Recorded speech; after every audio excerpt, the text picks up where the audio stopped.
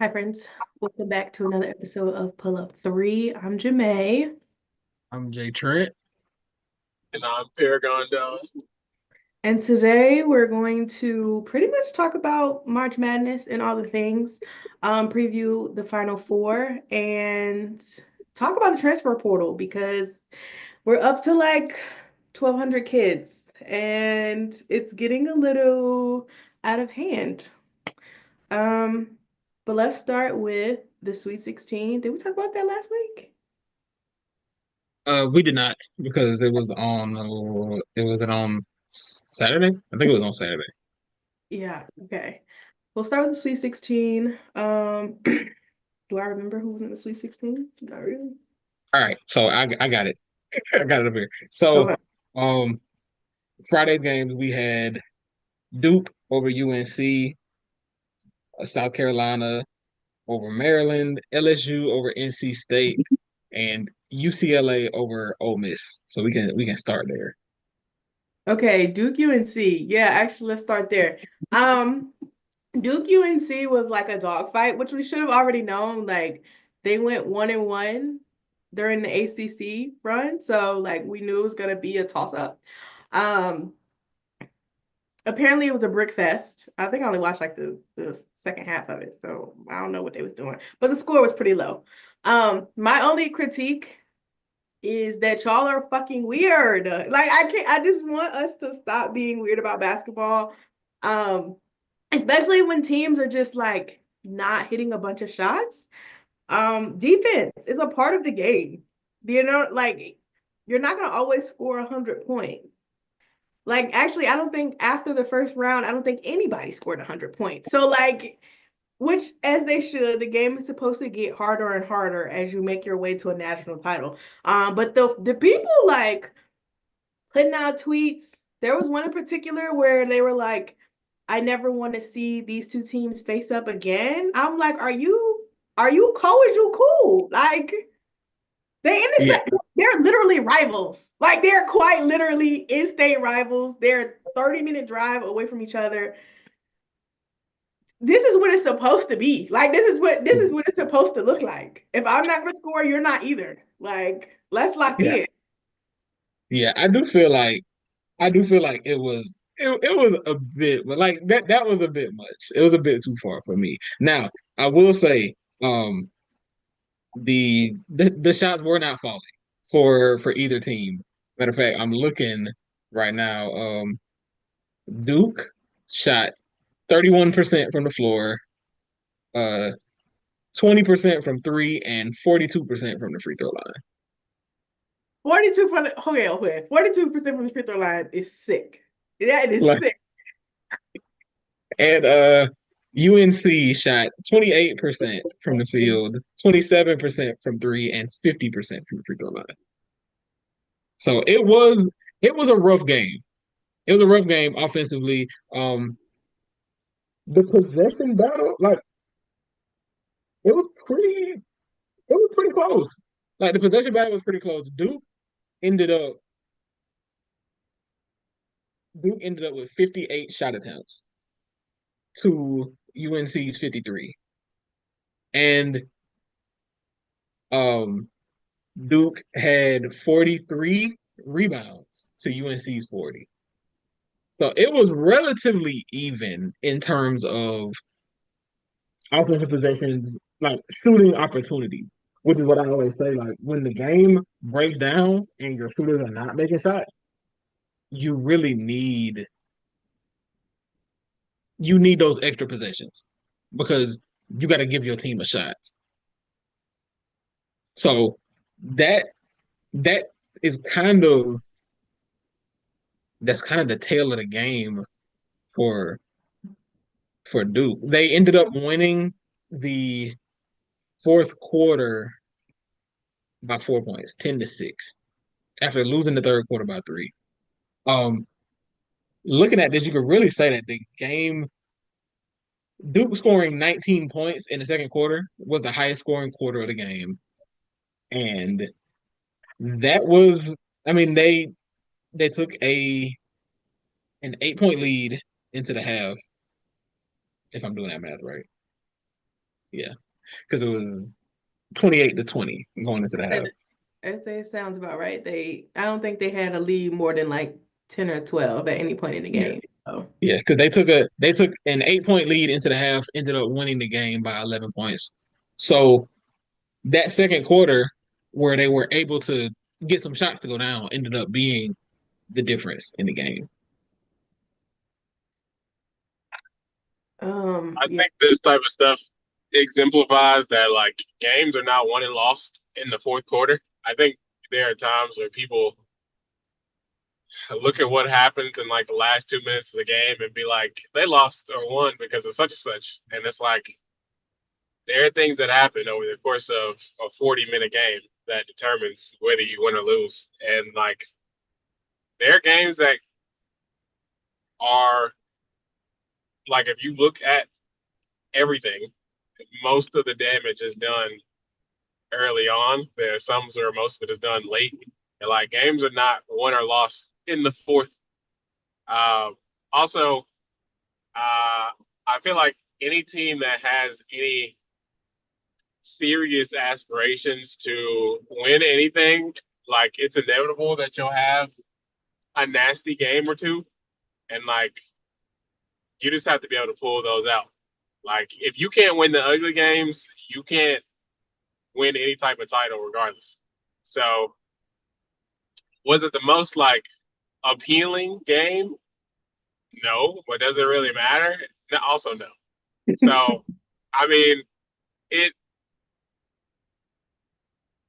I would love to see Duke versus UNC 20 times out of 20 because I mean, on top of the fact that my bias is just I'm from North Carolina and like Jermaine said, they are like Duke UNC is one of the greatest rivals like in sports in general.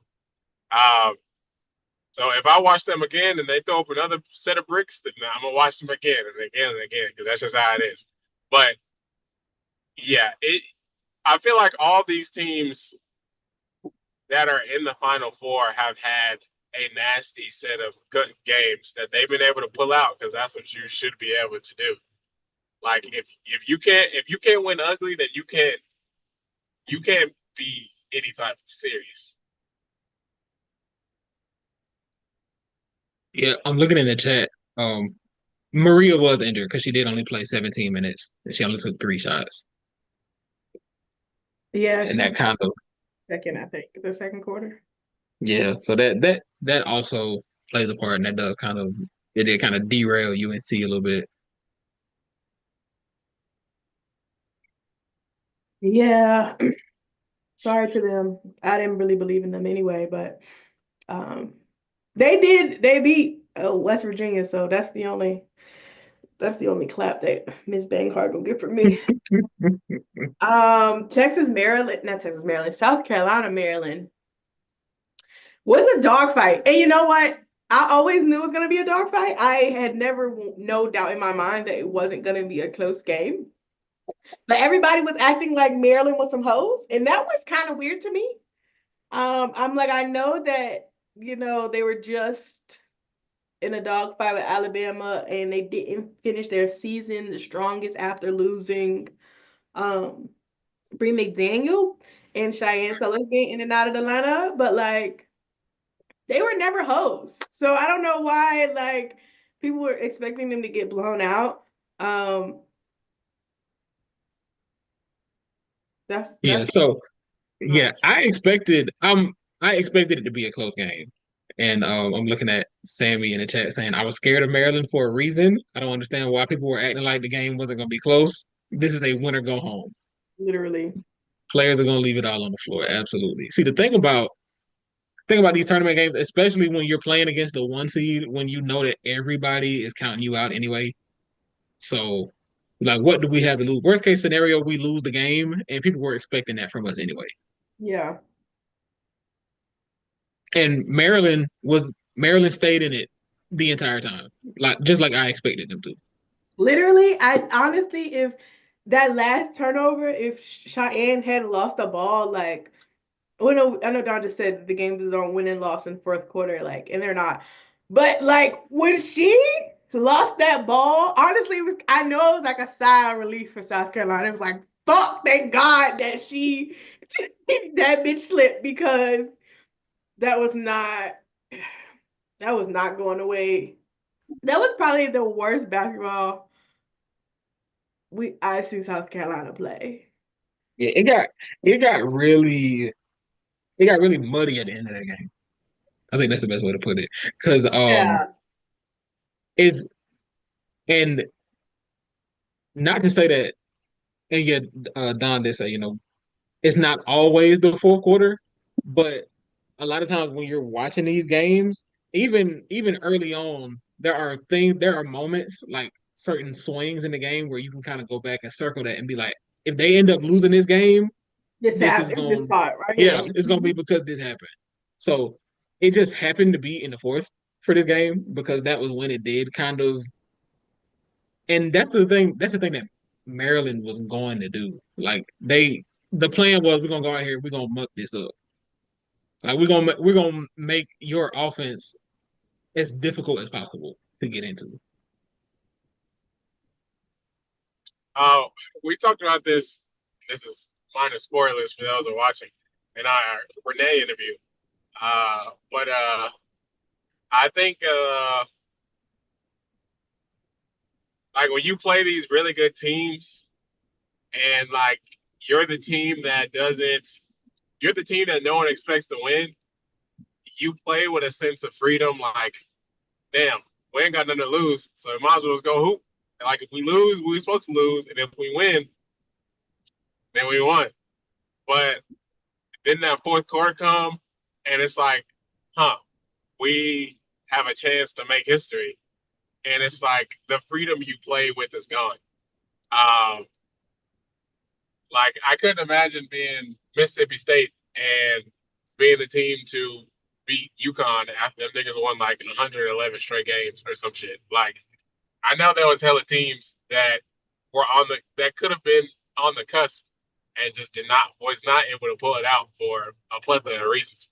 So yeah, I think Maryland's got to a point. I think they were playing with a sense of freedom. Like if we lose, then we just lost, and no one expected us to win anyway. And then you get to that fourth quarter, and then the mistakes just compound because it's like, damn, I didn't know we was gonna get this far. The moment get a little too big. And In the chat, I do think it didn't help that too, that like we kind of also mentioned this in the interview, but like South Carolina was doing bonehead shit too. It was just like yeah, you do something stupid, now we gonna do something stupid. Now you gonna do something stupid, and we gonna do something stupid. Um, I mean, and Them honestly, turnovers in them last 2 minutes was nasty. that's kind of the beauty of college basketball, though. I think is that yeah, it's like yeah, I forgot you're a sophomore. You're like you're 20 years old. yeah. And these like You know what you're these doing. games are kind of. It's funny because like people will say, "Oh, the things that make college basketball a worse on court product than the pros." That same thing is what makes March Madness so good Yeah. because it kind of manufactures some drama there because you can see that these teams they're playing at a high level for their level of competition, but at the end of the day, they're still newer to this than people would like to admit. Yeah. So you can kind of see those mistakes start to happen, and you kind of start to understand why. I'm looking in the chat. Sammy said Raven Johnson is such a smart player. The deflection she caused on that inbound pass, high IQ play. Because she's a winner. Like, we're gonna get to that. But Raven Johnson is a fucking winner, bro. Like, how I don't care how many points she scored in that game. If she doesn't get that deflection, I can almost guarantee they don't win. Like, I feel like, yeah, Cheyenne to slip that pass, and it like that was kind of like, fuck, we're done. But like that turnover, I think was kind of like, okay, we cool guys. Like we can get through this. And like she wins. And that's not even the first time she did that. She's done that several times. when we talk about the Duke game, we could talk about it a little bit more. But like the sister wins. She knows how to win. Like that's why I don't want to hear any dialogue about her because Yeah, if it's your team she. had her, you might be winning too. Yeah, she's one of those players where when you like if you're looking at the box score, you won't completely understand like her impact on the game because people will look at the box score and be like, "Oh, well, she was 1 for 6 with 3 points." But then you also look and you say that Chloe Kitts was the only player that played more minutes than her. It's like because they need her out there. Like that perimeter, that point of attack defense is so important for them. Like they need that from her. She's I wouldn't call her an anchor, but she kind of her being the first line of defense on that Yeah, unit is important for them. I was gonna say being the first one, I think that like be like changes things. And I think kind of eases things up too, right? Because you already got pressure, and it's like I'm sending you to, my rim protectors. You're kind of cooked. Um, so yeah, we'll never. I love everything about Raven Johnson. Um, Texas, Tennessee. First of all, actually, I'm not really going to. I was gonna say I'm gonna apologize to Texas, but I'm not gonna apologize. I don't care. At no point did I believe in you. At no point. Um, but I will say they kind of showed me something in the Tennessee game. Like we always talk about Texas playing to their level of competition, like they just playing to their level of competition. Um, and I feel like in that Texas game and in that TCU game, they both were. I mean, in the Tennessee game and in the TCU game, they kind of were like, actually, we can win the game, guys. Like, hold on, let's be cool for a second. We can wrap this up. Um, so I like that. I like that. Did not Yeah, still don't If, love. they showed up, and as the 1 seed, and I'm sure as what most were considering to be the worst 1 seed, you kind of have something to prove in that, um, like as far as that goes, because you feel like we're probably the most likely 1 seed that people are picking to lose, Yeah. which means we going in with more of a chip on our shoulder than most 1 seeds will probably have. And they did what they were supposed to do. They took care of business. That was and I enjoyed that I enjoyed that Tennessee team. I hated to see them go out like that, but that was a great game from Texas though. Yeah. if Texas will do anything, is run out of bounds play. I have to give them credit for. Them out of bounds plays, them especially in Elite Eight and the Sweet 16, them dunks is crazy. But I absolutely did not pencil them to be in the Final Four. So I will apologize if Jermaine will not. Uh, so that is my bad. Uh, I'm very interested to see if they get that get back against South Carolina. Mm. We will Um, see. we'll see. We'll see. The odds Yeah, are in favor. I also did not have Texas in the Final Four. So they showed me something as well, which I consistently said throughout the season I do not believe in Texas. And they've at least they've at least made me say that they earned like they didn't duck no matchups on the way to the Final Four. They did all they needed to do. Mhm. Yeah, they did what they were supposed to. Um, wait, am I tweaking? Hold on, who's next? Notre Dame, TCU. Notre Dame, don't piss me off, girl. I was really defending you, and you really let me down. Um, Yeah, I don't even know what to say. But shout out to TCU though. Haley Van Lith, big dog. oh, they did their thing. They did. I Um, made the mistake of assuming Notre Dame was about to put belt their ass, and that did not happen. So my apologies to TCU and HBL specifically. Uh, Lord knows Notre Dame pissed me off. I don't, so I don't it was know. funny. Oh, go I ahead. was gonna say, no, I was gonna say it was funny because I remember going into the game. I was talking and people were like, "Oh man," they was like, "Man, I might need to bet the point spread on this game." I was like, "You bet the point spread on college basketball?" They was like, "Yeah, Notre Dame finna stomp them girls." And I was like, "I don't think so." Actually, um, I think it's gonna be, I think it's gonna be a close game. Like I always felt that way. I know that people are saying, "Oh, but this backcourt," and I get that. Like I understand you look at the Notre Dame roster and you say this team just has too much talent, but it, you never know. And TCU earned a higher seed in that game. They Mm-hmm. played like they deserved it. Mm-hmm. Um, the Notre Dame combination of Hannah Hidalgo, Olivia Miles, and Sonia Citron combined to shoot. That's right. They shot 10 for 44. Which is Nasty work. disgusting. I mean, disgusting. Just disgusting basketball. And I know I just said like, not hitting shots is okay, like whatever, but like that is sick. That is sick.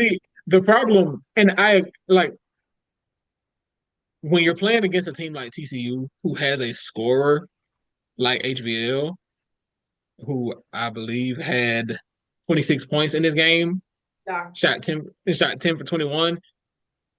Missing shots is okay when your defense is forcing misses on the other end, but Mm. they were not. So I'm looking the field goal disparity is huge in this game. TCU shot 50% from the field as a team compared to 32% for Notre Dame. You can't have for your three best players to combine to shoot like 20% from the floor. That's untenable. Like you just can't have that. Yeah. Um, Shit, your Leatu best King, one shooting three for Leatu, 18 is the yeah, nastiest part. yeah. Leatu King, she she was getting boards. She was putting shots up. She was 8 for 9 actually, but Like, I don't know. I don't look, that's crazy. That lady had a double double and your big three is shooting 10 for 45. Like, that's sick. That is just sick. and it's the fact that it compounded all at one time. Like the fact that all of them had off shooting nights, Yeah. that makes it too much to recover from. Because Hannah Hidalgo 3 for 19, Olivia Miles was 3 for 10, and 4 for 15 for Sonia Citron. You can't have that. Combined with Maddie Westbell shooting 3 for 9. Like you got to have somebody in the positive over there. And Yeah. it ended up being too much for them. Matter of fact, Notre Dame had the lead going into the fourth quarter. They were up by one, and TCU just took off, won the fourth quarter by double digits, and that was that. Nasty basketball is being played. Um, what's next? We got NC State LSU. Now, that one, honestly, y'all know I'm still mad. Every time I think about the game, I get mad again. Um, because Westmore, like, this is literally Westmore's karma for winning player the coach of the year. Like that is absolutely his karma because like everybody knows I don't know who did the scouting report, but everybody knows that fourth quarter is Michaela Williams' time. Michaela Williams was having a nasty shooting night. I swear to God, she was probably like 3 for 10 or 3 for 12, something crazy before the fourth quarter. And then in that late game stretch, she ended up 8 for 20. But in that late game stretch, her and Zoe started going band for band. This girl who ain't shot well all night, start hooping, and you think you should just let your players play? If you don't call a timeout and regroup, like what are you doing? Like, what are you doing? What are you doing? What are you doing? Like, even if you wanted Zoe Brooks to have the ball, you literally could have called a timeout so that you could draw up an easier play for her. Like, she can get past her defense. Like, why are we doing that? Why are we doing that? Why are we doing that? Why are we doing that? And on a night where Flau'jae had an awful game, like, bro, you really had a chance to win. And you know what? I should have known that it was not gonna go their way when I think it was the halftime or third quarter. They were talking about Anissa Morrow. They asked them like Westmore like what he needed to do, keep their team in it, yada yada yada. And he was like we gotta stop Anissa Morrow, blah blah blah blah. And I was like, bro, the game is close. Anissa Morrow is absolutely beating y'all ass, but y'all are losing at best by like 5 points, bro. Like a well drawn up play and some good defense, which shout out to Nia Rivers because she was defending Anissa Morrow for her life. Okay, like Nia was locked in. Um, y'all were in the game the entire time. And then y'all were like, well, don't worry about it. Y'all got it. Just why? Like, just why? Just why? Yeah, I expected NC State to win this game, actually. And like you said, to look at this game, you would see that Flau'jae didn't have a Flau'jae game. It's it's really tough, and it feels like, and now LSU did a great job of coming out of the half. I believe I believe NC State was up by 4 at halftime, and LSU started to pick up steam in the third quarter. I think they went into the fourth quarter with the lead, and momentum kind of swung in their direction, and NC State kind of just let it get away. Because I mean, when if the game is within reach, I know that NC State has the backcourt. Like they've got the talent. Like you got Isaiah James, you got Sanaya Rivers, you got Zoe Brooks, who ended up pretty. She had a pretty good game, but you have to be able to slow the game down, be able to generate easy offense down the stretch, especially when you're playing from behind. And I think that was what they struggled to do in this game.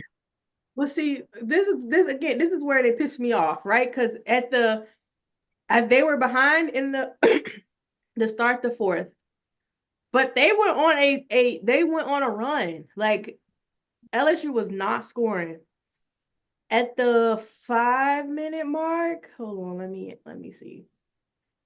So they started the fourth quarter 57-53 LSU.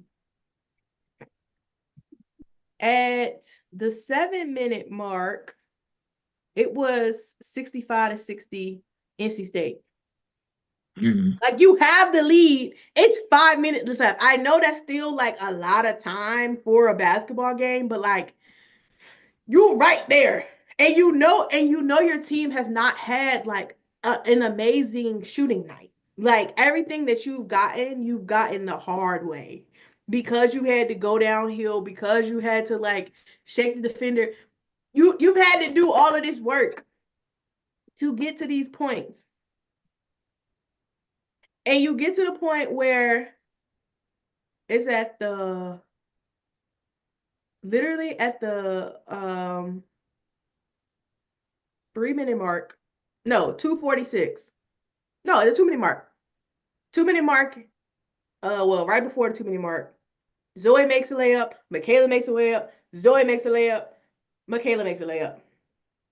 Mm. It's a minute and 48 seconds left, bro. I'm sure you have 4 fucking timeouts. Call the time out. Like, what? And literally, like, he let them play, and fucking Kaylin Gilbert gets a block. And on the other end, Michaela Williams makes a shot. So now they're actually up this time, 74-73. And again, you just let Zoe go ahead and shoot the ball, call a time out. The same thing happens back to back. Like, literally, she got blocked the first time. You didn't call a timeout. Cool. The second time, you just let her do it again? Like, what are we thinking? What are we thinking? What's going on up here? Are you watching the game just like us or what? Like, don't piss me off. Don't piss me off. The problem is, yes, he is watching the game just like us. Just That nigga just there. just foolishness, bro. It was that. I was like, "Oh, was we cool?" Like, and then one of the plays he drew up, I was like,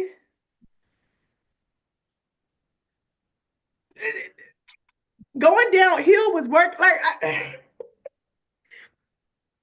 Yeah, I felt like, especially like you said, in that stretch where Zoe was putting pressure on the rim and getting to her spots, you kind of have to feel good about getting back to that. I understand that, LSU defense is aware of that, but she's really the only scorer y'all got going. Like you kind of got to let her give her that opportunity.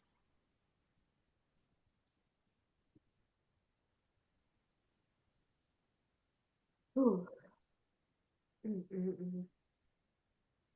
And next we got Yeah, they pissed me off. Who's next? UConn and Oklahoma. Um, dealt to ass in a way that I did not expect. Like I expected UConn to beat them, but it was like I think it was kind of close at the half, and Wasn't then Oklahoma up by 4 at half? I'm pretty sure, and they were up. They were up. It then was it was 36. It was 36-32 at a half. Yep. And Jay like 40 had a 40 piece. Like what the fuck happened, bro? Like, okay. Wait, I have to say this. I have to say this. I believe Paige had 11 points at the half and ended the game with 40. that's bonkers. I like Oklahoma girl. What was you doing? Like Yeah, she smelled blood in the water and she just got to it. that was gross. Man, that was rough. Sammy says, I feel like UConn has walked to the Final Four. Meanwhile, for a number one seed, I feel like South Carolina has had it hard. And this goes back to my point from last week or a week before that when I said people keep saying that South Carolina has the easiest path, and no, the fuck they didn't. Like, They did like no. nothing about this path was easy. Like, If it feels like they kind of it feels like the people that were saying that were kind of undervaluing the teams that they were gonna have to play. Like I think they undervalued Maryland or Duke. Like it they those teams are difficult matchups, especially when South Carolina's their identity is, they're of course they can put up a lot of points, but they win with their defense. Yeah. And So those it feels so like so those games, it just feels like they put all the defensive teams in that fucking bracket. Like nobody else's bracket. Like seriously, like other than even in the Texas bracket, Texas and Tennessee. Okay, you got Tennessee and Ohio State in there, but they played each other first. So you really got off easy having to just play one of them. Notre Dame has been nasty on a defensive end. So literally nobody else there is like, okay, UCLA, um, Ole Miss is definitely a defensive team. However, Ole Miss don't really, they're not very well balanced on the offensive end. So there's a way to get them. You know what I'm saying? You got a good shooting night and they kind of cooked. Um, which we actually ended up seeing in the UCLA Ole Miss game. They had them in the first half though. I was very proud of them for how they looked. I was like, wow, y'all look really good. But then UCLA played like the number one seed, and it's like, okay, yeah, we're gonna wrap this up now. right? Yeah, they Um, did. but then but this fourth bracket, like none of these teams are like defensive powerhouses. You know what I mean? Like South Dakota State could be one, but also like they're still like a mid-major. You know what I'm saying? They still don't have these like They don't have the personnel yeah, to they to don't have to any deal with. McDonald's All Yeah, Americans. You know, they don't yeah, have that. And then USC, like, I mean, they lost Juju, so like, yeah.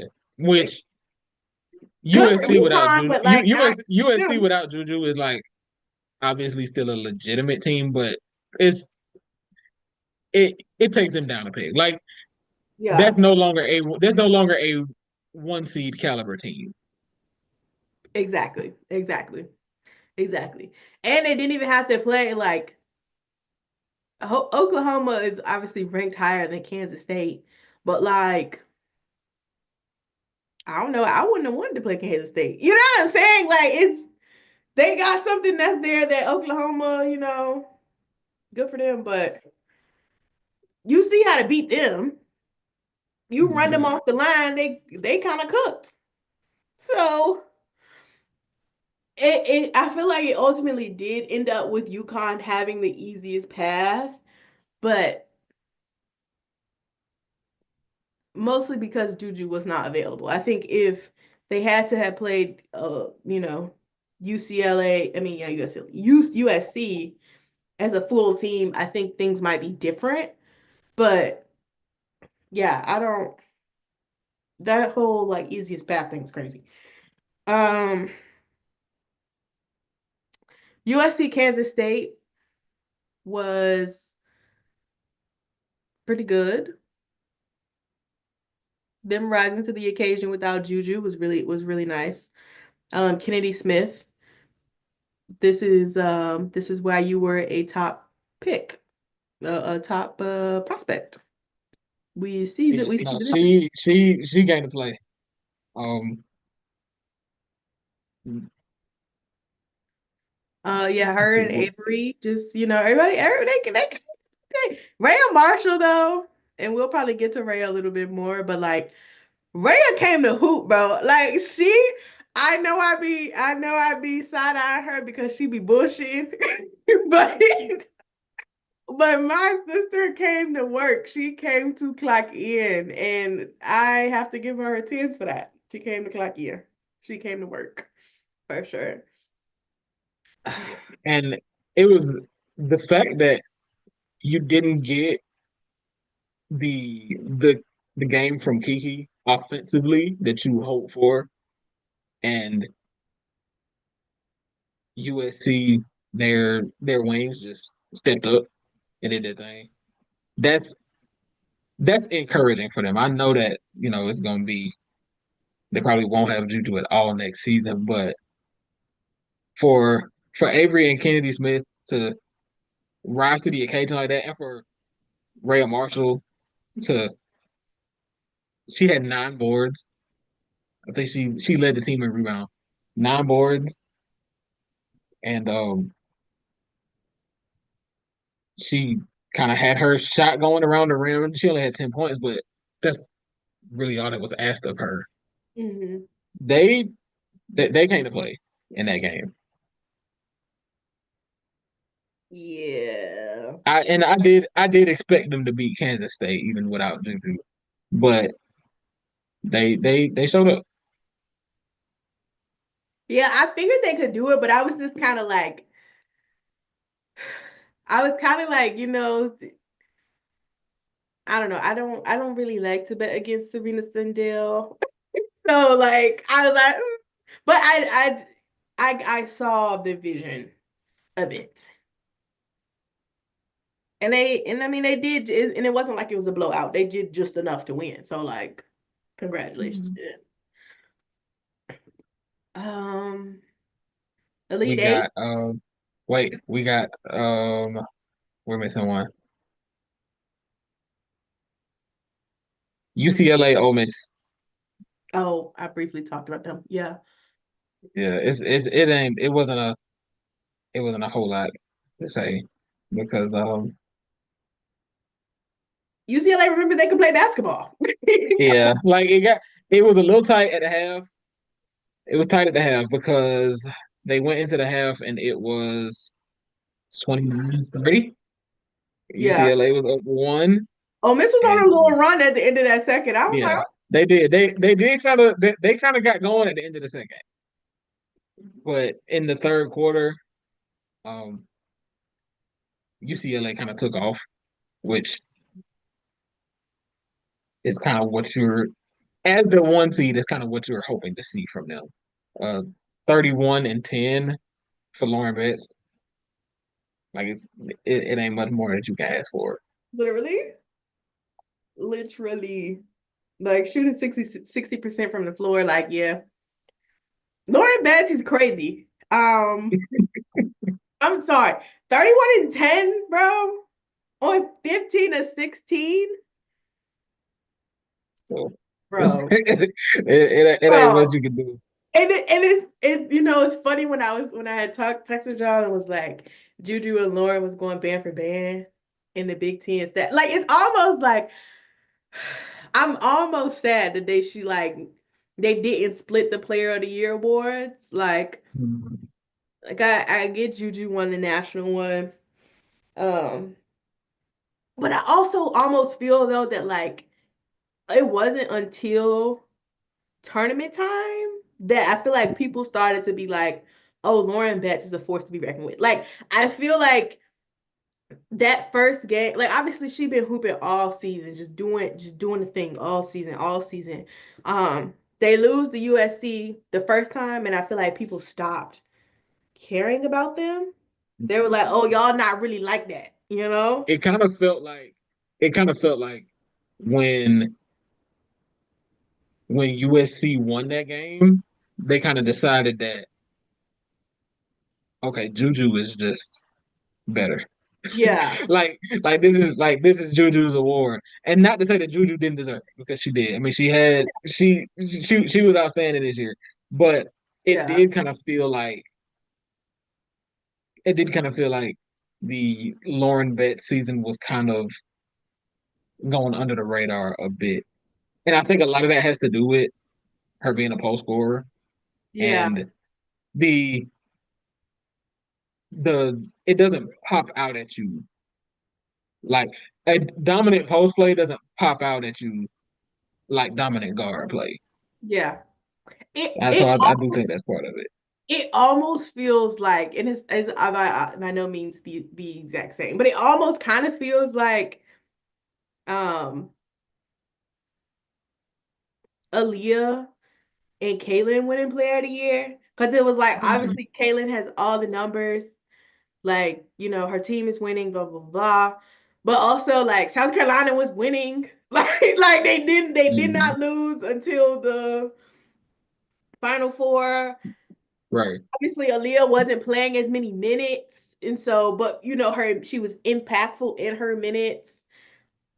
She was doing all the things, but people were like, "Oh, but shiny object," and it's like, Yeah.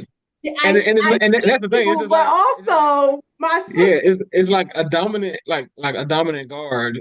It's eye popping because you see the jumpers, you see the steals, the passes, like those things do pop out at you more so than dominating the glass or Going footwork in 16 the for post, 16. Like, protecting the rim, like all of that stuff. It doesn't it's not as eye catching. I think is the best way to put that. yeah, But near and dear to my heart though. So yeah. I I was I was pleased I was again. very appreciative of the Lauren Betts season. I I think we need to start a pro post player agenda. I think good post play is some of the best basketball you will ever watch. Like obviously, tween, step back, hezzy, things of that nature, crossover, threes, whatnot. When it works, it is delightful. I always tell people, like trying to get into women's basketball and feel like it's not exciting, like you should watch Arike because that's like what Arike is. But I think like when you're really getting down into like the fluidity and combos and uh playing to your advantages and things of that nature, like post play is just so because it it, shows chef's kiss. I It's think really like you really are playing your defender, like one on one. Whatever you do, I know a way around this. and I think the difference too is for sure is like you can't good post play or great post play is like it's kind of unstoppable in a way. Like It's a lot harder to it's a lot harder to shut your water off if you yes, can get to it in the post. yes, like the way we've seen Lauren and Audie and just both of them, Ayoka Lee, like once that body is set, good luck. Like, good luck. I don't know what y'all gonna do, but good luck.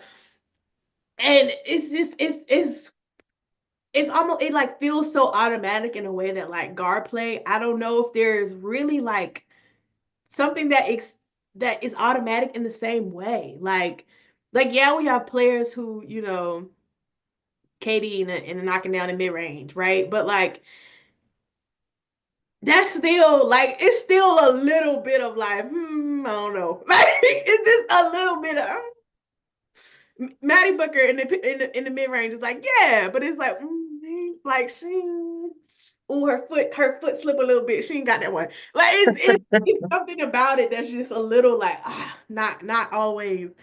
Um, I don't know. I feel I really obviously again Juju I think for sure won the deserved player of the year. Like she really had an incredible year. But like when I went to look back at the stats because I was like let me see like what they won or whatever like how it played out.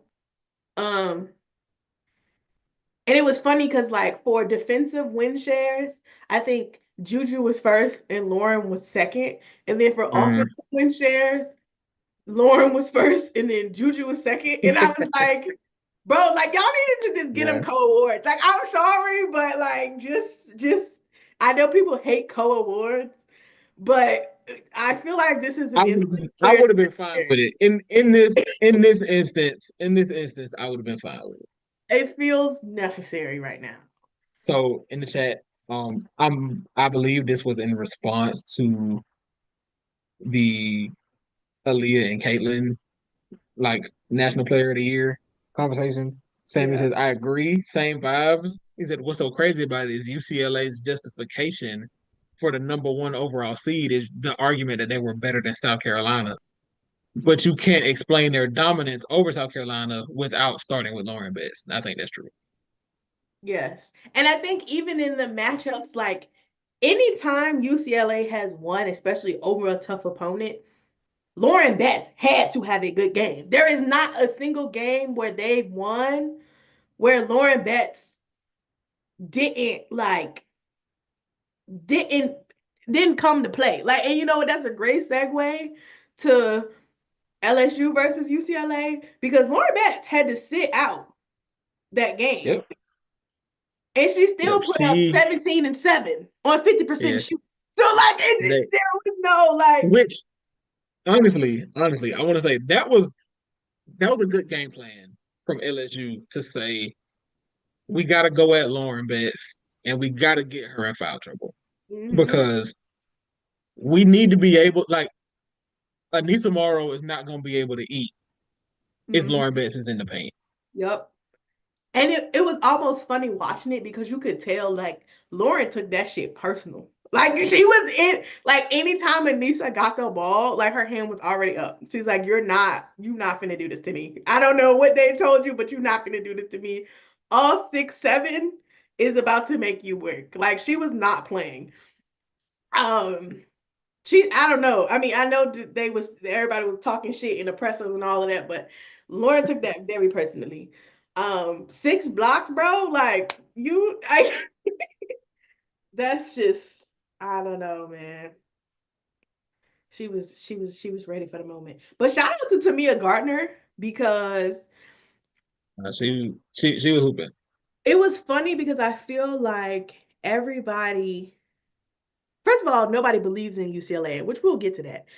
But I feel like a lot of people were shocked that Tamia Gardner could shoot the ball. And I was like, this is what they hired her for. Like, no shade, no tea, but this is the Tamia Gardner I expected all year. And I don't think like I've seen her really play in that rhythm. Like she's hit like 2 or 3 in games previously. Um, but I've never seen her more aggressive offensively anyway. Like she gets out there, she defends, is cool. But I've never seen her more aggressive offensively. And I was like, girl, this was the day to rise to the occasion. Like you picked the Yeah. perfect time. And it's funny that you say that because in the chat we just got LSU was never able to pull away when Lauren was on the bench, and that's what cost them. And that's why. Because to me it was knocking down shots. Gabriella Jaquez was getting her shots. She ended up with 18 and 8. Like those are when the game plan comes in and they say, okay, we're gonna take Lauren Betts away. That's on UCLA to say, okay, now that they've done that, what do we do? Mm-hmm. And you need somebody to rise to the occasion and knock down jumpers, and you need to fight for rebounds. You gotta get the scheme of your defense is different now Mm-hmm. with your rim protector not out there. But there has to be a counter. You always have to find your counter, and UCLA did that. Yep. They locked in. And it's funny. It is not funny, but like to me, when I think about UCLA and why I had some skepticism about them, but like I always envision them as a good team because these are the versions of like Gabriella Jaquez and Tamia Gardner I expected all year. And it's like we only got like bits of them all Mhm. year. But to like see them both aggressive, um, I mean that makes it really easy for me to believe in them because this is who I expect to really like clean it up when things go wrong. And maybe because UCLA has been winning for the most part, they really haven't been outside of USC games. They haven't had a lot of adversity. And Mhm. then they ended up winning one of the USC games. So I mean, it's not that bad. Um, but yeah, I don't know. I think that makes them a really strong team. But on the opposite side of that, Flaugier really did not want to lose that game, and I felt actually kind of sad for her. Um, because she was just doing everything that she could, especially Yeah, coming off the game that she had. Mm. you can tell that was it was almost like she was playing she was playing with the thought that I don't want my season to end right here. Mhm. And I mean, she, like you said, she did all she could. I mean, 28, which almost not only was that did she lead the team, Anissa was second with 15. Flage was like, well, I got to get it. Like they need me to hit all of these for us to have a shot. Yeah. So yeah, I have to respect it. I will always respect those performances in the tournament where you got a player that's like, they gonna need this from me for us to get out of here, and I got to leave it all out there. Very Sarah Ashley Barker of her. Gotta like it. Gotta Very like much it. so. Very much so. But yeah, that was a fun one. And then uh Texas TCU. You know, I already said I didn't believe in Texas, but this is actually where they showed me something because TCU went on that little run before the quarter ended, and I was like, oh well, TCU was only hit like they were shooting like 25% at this point. They had only hit like two, some stupid. They only hit like two shots or something. And I'm like, okay, they only down 2 points. Like, it's looking nasty for Texas. And Kyla Odeaker was like, bitch, I'm the best big on this floor today. I don't know what y'all thought this was, but it's me. I'm the girl. And that was insane. I did not expect that from her. Like it says she only had 9 points and 5 rebounds, but that was the loudest 9 points and 5 rebounds I ever seen in my life. She only played 15 minutes, but like, Which is crazy. yeah, it did feel like when she was out there, she was impactful. Like they went with the starters played a lot of minutes in this game, but I mean when she was called on, she showed up. Yeah, I feel I like I feel like, oh my bad. no, I was just gonna say I feel like every time the momentum shifted, I felt like it was because of Kyla Oaker. And that's why to me don't feel like she played 15 minutes. I think if you're a Texas fan, that's one of those performances you remember forever. Like I feel like everyone has their like favorite team, and they just have like a random player in game they specifically remember them for. And that was the older game. Like when she got that coast to coast steal, I was like, oh yeah, TCU is cooked. It wasn't it wasn't nothing they could do. And like let me look at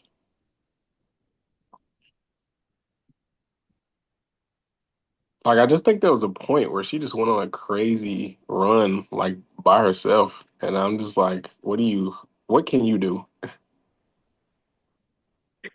Sammy said, I never believed in TCU because for TCU to win, Sedona would have to be aggressive, and she just not that girl. Now, you know what? People was whacking her, and I know it's beyond basketball, so I'm not really trying to defend her right now.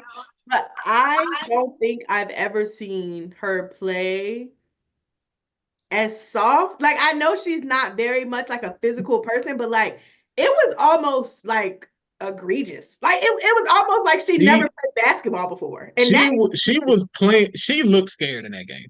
Like she did. Like I was. It was confusing. It was confusing to see because it was just like I've seen you go out here and get 20 and 10. yes, easy, easy I've seen it. Like what's going on here? And it was like against other bigs too, no less. right, Like right. this it's not like the Big 12 doesn't have big. You got Audie Crooks, you got a yoga lead. Like you've competed against these other physical play. Like, why are you acting like you ain't never been touched before? Like, I was confused. I was really confused. All I know is Yeah. I didn't. if I did not realize. I just realized I did not know Haley Van Lith played the whole game. I just looked at about she played all 40 minutes. It was confusing, bro. But shout out Haley Bailey because she never like stopped being aggressive. Um, it's honestly like if one other person had fucking helped her, they might have won the game because And because she didn't have a good shooting night per se, but she, like you said, she was continually aggressive. She kept getting to the rim. She was drawing contact. She was getting to the foul line. Like she was like, my shot is not falling, but I'm gonna find a way. It just it just wasn't enough. The yeah. one person that should have helped her was 6'7". And then she fouled out the game. I think her fouling out pissed me off more than her just like not contributing because the least you can do is just stick your hand up, girl. You ain't even you don't want to help offensively, fine. But do something. Like fouling out is crazy. And you old as hell. But so at 9 minutes, at 9:11, Kyla Oldacre made a jumper. It made it 36-44, and Texas was up. She gets a steal at 8:32, gets an and one layup on Prince. It makes it 36-47. She gets a defensive rebound, then at 8:05. Then she gets an offensive rebound at 6:45, and then she makes another layup at 5:42 to make it 39-53. So she Yeah, she was scored like everywhere. 6 points, then like two rebounds in like 3 minutes, Yeah. and that energy just effectively ruined anything that TCU had going for them. Like just anything that they had going for them, that was cooked after that. It was crazy. It was crazy to watch. All right. Shout out Kyla, man. I mean, we already knew she could hoop, but like that was crazy.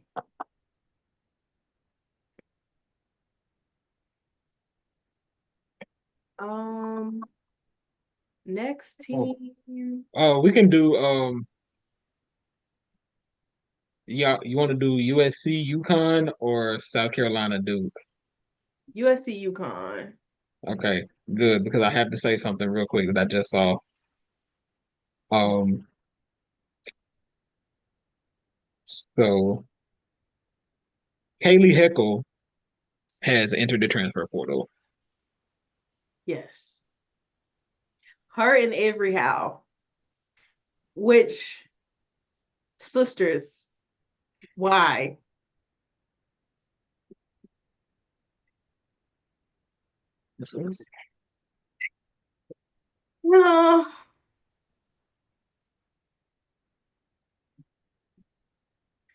No, I don't want to speculate. I can't deal with that right now.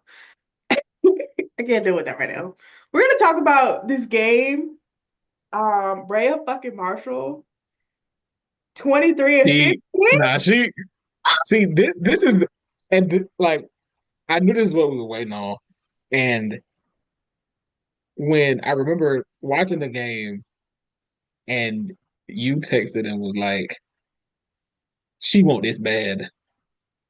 Like she came to play. Like she Rhea excellent performance. No, no no's for me. literally none. Like I have nothing to say. Like I was like, I almost thought I was tripping because I was like, Rhea Marshall is carrying USC. Like the lady don't even have, I don't even think she's taking more than like 4 shots all season. Like, per game. And you got 23 today? What the world? And she was defending, like she just did it. She was just doing the thing, man. And um I do commend them because it was real and it started off kind of embarrassing. I was like, damn, UConn finna beat the fuck out of them. And then they got to the third quarter, and USC was like, now hold on, girl. Hold on. Don't play with us now. And I was like, oh my God, they got it. Like, wait, they could beat them. I didn't think they would, but I'm like, they kind of making it cute. Um, and then it was so crazy because I remember USC going on a run, and it was like AZ Fudd was 0-13 against USC. And literally right after I had tweeted something like AZ hadn't hit a shot yet, this motherfucker hit a three. I was like, damn, why did I jinx them? So I just look. Rhea Marshall, she averaged fewer shots this season. This was the lowest number of field goal attempts per game in her career. She averaged less than 7 shots a game, and she took how many in this game? 12. Yeah, like she was like, well, they need me to do something. They need somebody to do something. You gotta do So something. yeah, Hey, look, I respect you. I respect that. I respect the fucking was getting to the line, hit 9 free throws, right. 15 boards. And 5 is offensive. Like, girl, you was working. Like you really clocked in the work. I can't. I can't. But Sarah Strong, hello, welcome to the party. She, I mean, she yeah, been here, but she, like yeah, nah, she's like that, the which fuck. I knew already, but Do you remember when she did like? I think she got the ball at the free throw line, and she like, did she do a spin move or like a rip through?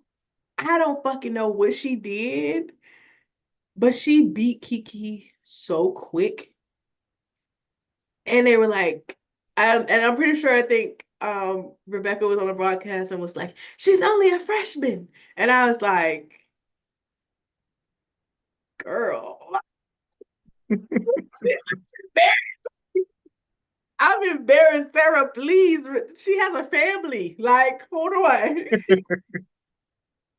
Cool, bro.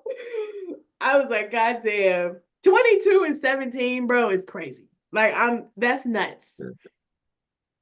That's nuts. I hope that I'm sure that she knows that they're going to be comparing her to Nafisa Collier until she graduates. Immediately. I, I, I I think hope they that she already knows. started calling her Maya Moore. I'm not gonna lie. I swear they was calling her Maya Moore last week during the game. I was like, why y'all keep mentioning her? I don't see this lady on the broadcast at all. Like, who keeps saying her name? Um, yeah. And actually it's funny because today I saw a tweet. She won the WBCA Freshman of the Year award, and they were like, all right, Sarah Strong already has the ability to be honored for the UConn Huskies Ring of Honor, like they do all for their seniors or whatever, if you have so many awards. I was like, girl, you didn't even finish your freshman season and you already gonna be put on the wall. Like that means you don't have to do shit else. You can literally just show up and do nothing and they're gonna put you up there. That is crazy.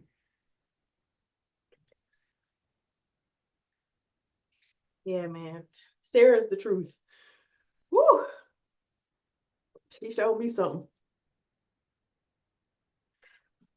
And then Paige having 31 is like, okay, girl, like 40 and then 31. Like you doing a lot. That's you called it because you said playoff P is gonna be different. ALP, it gets real.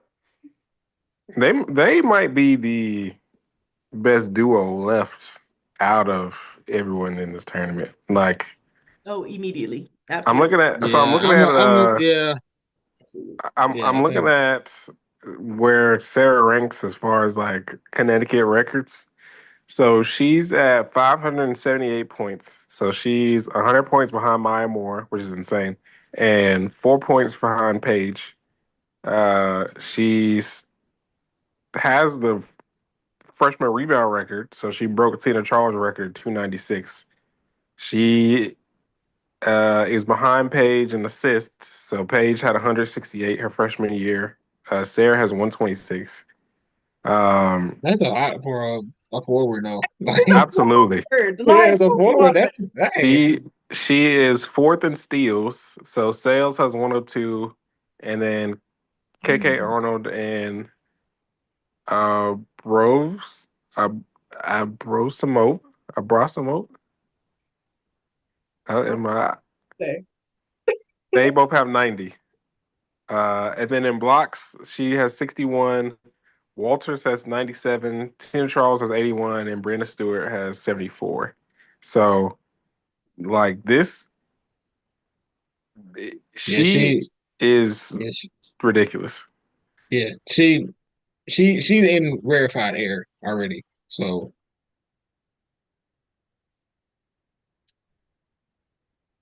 all right. Last Elite Eight game, South Carolina and Duke, which came down to the last couple minutes. It it seemed like every game. It seemed like every South Carolina game came down to the last couple minutes. Once it got to once you start playing the other high seeds, like all of these games were dogfights. Yes, literally. Um, just rough. Like, just rough. Like, this box score is sick. Like, you knew it was bad because they said Chloe Kitts, South Carolina is undefeated, I think, when Chloe Kitts gets a double double. They had said that like at halftime or something like that, maybe third quarter. And I was like, okay, like let me go check and see if Chloe, like, if she gonna come through for us. My sister was at like 10 points and like 3 rebounds. I said, oh, they're fucking cooked. Like, they're fucking cooked. Like, they're not. We are not getting it out the mud today. Um, but shout out Chloe Cooks because she was missing every fucking shot. And then when she had to go hit them free throws, that baby stepped to that line Yeah, and she said, we're gonna hit these free throws. And I said, that's what we like to see. Okay, clock in, sister. Clock in. Um, and then like to the Raven point, right? This was we we obviously talked about like Raven is a winner, period, right? Um mhm. and down that fourth quarter, like I really felt like South Carolina came through because at the start of the fourth quarter, South Carolina was down 42-38. And it almost felt like Raven Johnson was like, we're not losing. Like, I'm gonna make sure we cannot go home. Like, I don't know what else is going on, but I'm gonna do what I gotta do to ensure that we are not going home. And when you look at the box score, Raven don't even score the ball. I think she averaged like 5 points. She has 7 points, 5 rebounds, an assist, 3 steals, and a block. Like she's the only person on the whole team who did one of everything. Like literally everything. It's like, you know what, I'm gonna just do whatever I got to do to get us through here. Um, and she only took 4 shots, and one of them was a three. Well, two of them were threes. She hit one, and I'm pretty sure it was like a layup. Getting to the line, hitting her free throws, like the only free throw she got to the line, the only free throw she had to make, she hit them. Like, I look, the girl can win. Like, I'm sorry.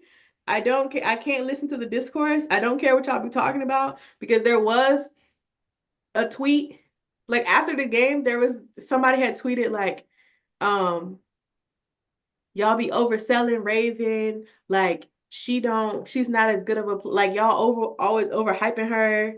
And somebody else was like, y'all give her too much discourse for how she play. I'm like, you know what? Any other time of the season, that probably would have been cool for you to tweet, right? Like Every other game we'd had Malaysia show up for work, Joyce to showed up for work, Chloe shows up for work, Sanaya showed up for work.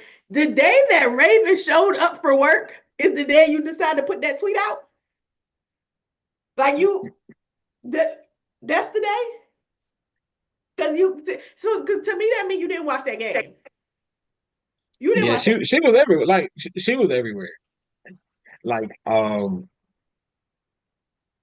that possession where Duke was lined up, like South Carolina was gonna be at the line shooting free throws. Even so, it's like Duke forgot that they had a foul to give. Like I don't understand what happened, but I remember like Raven was looking at them like, "What y'all got going on?" I'm just going to, I'm going to make this pass real quick because game is over. Like that, that just cost y'all. Yeah. So, and I feel like so. I'm looking at in the chat. Sammy first says Raven is such a winner. I love her, but also says I could barely watch. I had my hands over my eyes the whole time, and Toby Fournier was cooking. She was like there was a moment where I was like, oh, they might be in trouble. Not looking good, bro. It was not looking good. And we talked about this already, but like I know Ashlyn Jackson like airballed that shot. But when that bitch left her hands, I said, "Oh my God, they are cooked!" Like I was about to cry. I was like, "They're cooked." Yeah, I had multiple people be like, "Oh, why did Duke take that shot?" I was like, "Listen, um, I'm so used to Ashlyn Jackson hitting that shot that it didn't even register as a bad shot to me. I was like, oh, she finna hit No that. one, I was no like, one I could was like, tell me that shot was bad. yeah, I was like, y'all, I was like, they gave her too much space. I I was mean, like, it's just they in trouble. and then close out, sister. You need to be on. You need to be the hand up, hand up. Like, oh, I said that's their missed up. You know what? Bone hand moment. It just hit them, and then she missed it. I said, thank you, Lord. That honestly, that was kind of God's plan. Cause she like I've never seen her all this season miss that shot that bad. Like that was something mysterious working in the air. Because that does not happen. What uh Don say that's uncommon favor. Yeah, literally. Uh, For real. For uh real. Sammy was talking about the offensive foul against Bree Hall off the inbound. Mhm. Now, it was some performance art there, but I have to respect it. I have to respect it because you don't have the ball. Like you got to Yeah, get yourself an extra possession. Do what you gotta I do. say they was literally only down two. So it's like, they had got the jump ball, I'm pretty sure. And that's why it had switched. And I'm like, they only down two. But that's why when they got the offensive foul, I said, "Ooh, girl, South Carolina girl, this is not good." And that's why I was even more scared about the Ashland shot because she looked so ready to take the shot. She was like, it's kind of getting down here a little bit. Let me let this go. I was like, ooh, they not, it's over. It's over. Shout out Duke, it's over. But Bree Hall, it was almost like it really was some sort of like uncommon favor God's plan because Bree Hall getting the offensive foul. Ashlyn Jackson is the one who drew the foul. Going down there, Ashlyn Jackson airballing and Bree Hall And jumping Bree get in the the rebound. air for the fucking rebound. I was like, ooh, karma? I don't know. She Yeah. came really It quick. just Whatever she was. it all came full circle to Literally full circle in 10 seconds. It was nuts. That was great hoops. That was great hoops. Shout out to Duke, man. I'm really excited for them next season. McDonald's All American game. The girl that they got, um, I think her name is Skinner. Somebody call her Stone Cold Skinner. I hope they run with that because that shit's good. That's a good name. Um, But her next to Toby, I don't know. I'm kind of moved. I mean, I know they losing Reagan and probably Vanessa De Jesus, but like y'all got y'all whole team still, girlies. Like we got a little enough to. go on a little run. So they'll be really fun to watch next season. And, you know, Kara has coached her ass off this season. I have to give her one. She really got them together for real. I can't imagine her not being rewarded with a championship at some point in her coaching tenure. Like she's just too good at coaching to not get one at some point. It just feels so funny because I feel like the next 4 years, I'm like USC, Duke, and UCLA. Like it feels like this is their time. This is like their window to like lock in. We'll see if this is UCLA's year, but like I mean, we're gonna get to that in a second. But this feels like this next 4 years feels like their window. And I'm just kind of like, I legitimately don't know like who's gonna do it. Like everybody's team feels so young. So it's like you kind of have time, but you kind of don't. So I don't know.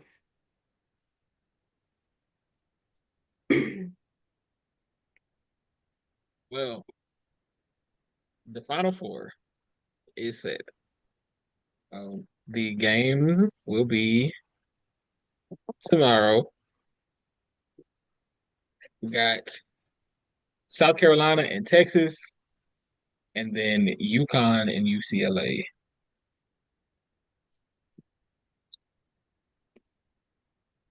What is the path for Texas to get to the title game? Madison Booker, carry me now. No, I mean, I Madison don't. has to have a good game, but it has to be somebody else. Yeah, I think I was gonna say Rory is gonna be really important for them. Yeah, honestly, like I think Taylor Jones or Oldacre, I think will have to be honestly probably both of them for real, are gonna have to like lock in, like really really lock in. I think the last time they played, they was able to frustrate. Like Taylor Jones had a good game, but they were able to frustrate Kayla Oldacre pretty easily. So that kind of took her out of the game. But they're gonna have to lock in because it's not. I don't know. I can't. I don't want to say anything about them, but the numbers have not been on their side. I'm just leave it at that. They have not. Um, they have not. I do expect South Carolina to win this game. So Yeah. And I just I think I need just Carolina to I just lock think in. South Carolina's I just think their defense gets to be too much. This is the thing, if because South Carolina has had back-to-back bonehead games. They're due for a like we lock the fuck in moment. But Mhm. if they still on their bullshit, I think Texas has locked in enough lately and really risen to the occasion to be like, okay, we can close this out.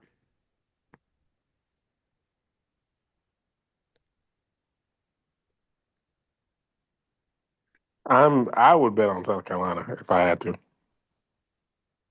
Sammy says teams have made it a point to limit South Carolina's bench, especially Joyce. I can see Texas trying to limit the bench and Chloe, but I think it's hard to beat a team multiple times. Especially to me, the problem with it for Texas is that they're not like an offensive powerhouse. Like they're beating you because they've stopped you from scoring. Like it's not like obviously they had to score to win, right? But like it's not like they're putting in, these 10 points. Like because Texas can't win like a TCU, right? Like TCU just couldn't get going because they Sedona Prince gave us nothing, girl. And HBL, she was fighting for her life, but literally nobody else helped her. You can't really do that to South Carolina because I mean, you lock up Chloe for lack of better words. And if Sanaya have a good day, then it's like, okay. And you lock up Pow Pow and Tessa Johnson come off the bench and shall she shoot. Like, you know what I mean? Like they have a lot of more options in terms of offense that um I think it gives them an edge, I would say. When I just think I would about agree. the matchup between them, I just feel like the things that Texas is good at, I just think South Carolina is a little bit better at it. Like, I don't know. I think they're both about to. They're both bringing rocks to a rock fight, and I just think South Carolina about to just have a bigger rock, and that's just I had to just when that type of stuff. It ain't not that it ain't nothing you could do. Like, of course, there are ways that Texas can win. But yeah, I just think Texas' best attributes play into South Carolina's strengths. Yeah. Hmm. Mm-hmm. Yeah, David in the chat says too many weapons, and I think that's the case. I think, especially like Jamae was saying, for South Carolina, the fact that if somebody don't have it, they can just go to someone else. It's like most teams just don't have that kind of depth, and Mm-hmm. the fact that they do this kind of makes it difficult for makes it difficult for teams to match up with them. And Because other like it teams could be don't. like in the title game last year, um, Tessa got hot, and it was like, well, what can you do? And she didn't even know she got hot. That was the crazy part. She was like, "Yeah, I just came out there to hoop. I didn't know what the score was." I was like, "Girl," but you also again, and this is again why the Raven Johnson is so important because yeah, Tessa was scoring last season, but that girl was out there defending. Like Raven was out there doing the things to move her team in the right direction. And it's like you need that. Like you need somebody to be like, okay, coach is cool, I'm cool. Like I honestly always think about and I don't think I mean, I feel like last game she kind of had the moment defensively. I don't know if she's really had this offensive moment yet, but I always think about in their 2020 was it last year's run where they played Indiana and I think the ball was supposed to go to Camilla and she was like Raven was like, "Yeah, coach told us to get a bucket, so I just shot it."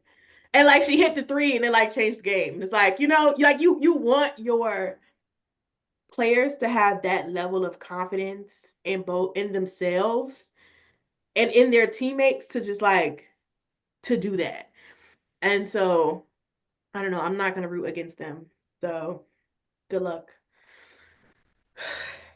Um UConn UCLA. And I want to first say UConn has been named the favorite. And I don't disagree with that. I'm not going to disagree with that by any means. But funny, derogatory, the UConn fans have been on the internet being like, how is the only two seed the how is everybody else an underdog except us? And I'm like, one, y'all are the favorite to win. Number one. Like number one. Um, number two, the other best team is South Carolina, who you beat. So like people are Yeah, still thinking you have that ability. So like do you want people to think you're the girls or not? Like is you can't have it both ways. And yeah, the simple fact that UCLA, this is their first Final Four, like ever, program history. Nobody, I had to look the shit up earlier. Nobody on UCLA's bench has ever been to the Final Four ever in their career. Like players, coaches, nobody's ever been here before. Paige Beckers was here a couple years ago. Okay. Uh Last Dino year. has been here a million times. Okay. Like y'all not new to this. Y'all true to this. So like respectfully accept that and go do what you need to do. If that's what you Here's the so here's the thing. I know that everybody loves the underdog. Everybody wants to be the underdog, but UConn, y'all should be proud to be the big dog. Like y'all have earned that. Y'all have earned that status because UConn felt slighted by not being named a 1 seed, and if you ask me, rightfully so. So this is the UConn's opportunity to be like, we should have been a 1 seed. We're playing against the number one overall seed in the tournament, and we're gonna show them why we're better than them. This is your opportunity to do that. hmm Y'all are supposed to beat UCLA. Y'all's team is built for it. I think people don't know whether they want people to respect their team or not. It's like, yeah, y'all are like, do y'all want credit for the things y'all have done or not? Like, if more people had put them as not the favorite or had UCLA as a favorite, it's like, oh, well, y'all are disrespecting UConn and the things they've done and Paige. Like, Paige is Paige and Lauren are looking like the two best players left in this tournament. And like we said, Paige and Sarah are probably the best duo left. And, you got Gino, one of the best coaches ever. It's like, do y'all want people to respect y'all for all of that? Or no, so y'all can feel good about yourselves if y'all do win and be like, yeah, they didn't believe in us. As it's just, I don't know. What do you really want people to say about your team? Yeah. And I do want to say though, I also feel like people treat UCLA like hoes. Like it almost Yeah. like makes me want to like root for them a little bit. Like obviously I don't really have a dog in the fight, but it makes me want to root for them a little bit because why are y'all treating them like they not one like y'all treating them almost like they not a 1 seed, like they got here on Right. charity, like Right. they didn't hoop they way here. You know what I'm saying? Like Mhm. especially after I was just talking to somebody. I was asking them who they was going for UCLA UConn, and they was like, "Oh, like UCLA don't got nobody for real, like besides Lauren Betts."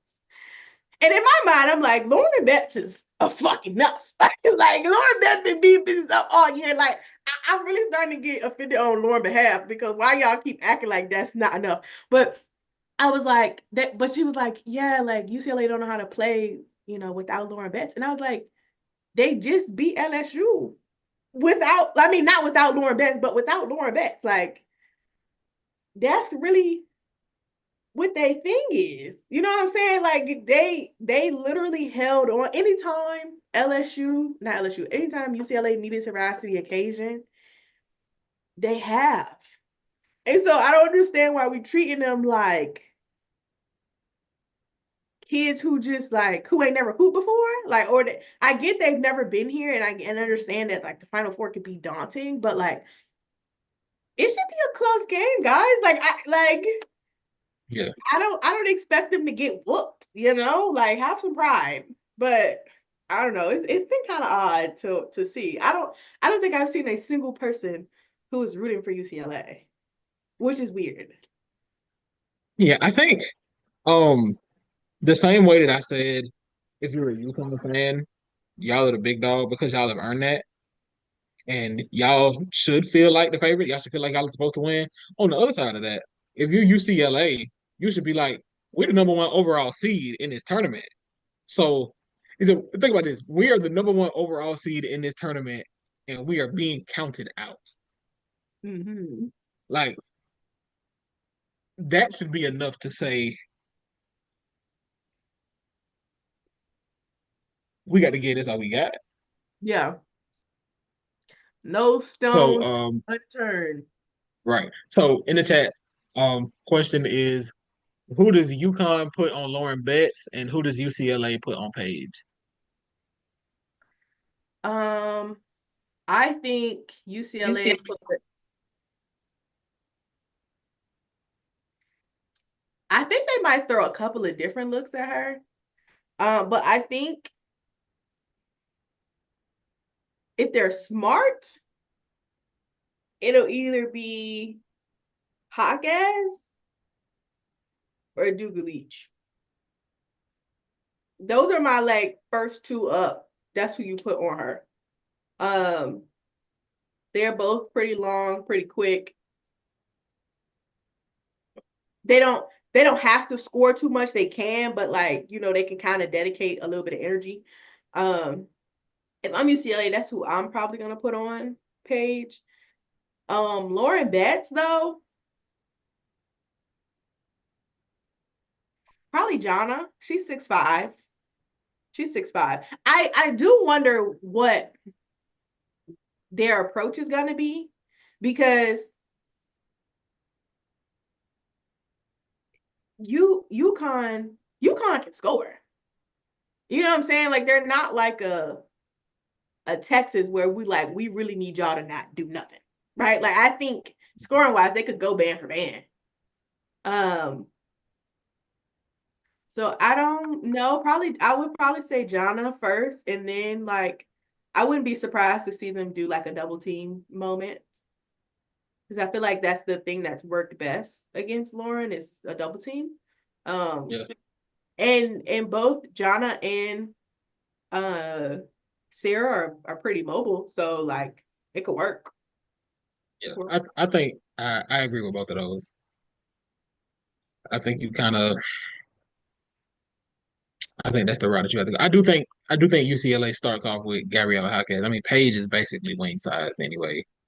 So you put a wing on her. Somebody with some range that can cover a lot of ground because that's what she does. Yeah, Yeah. I think that's the way they go.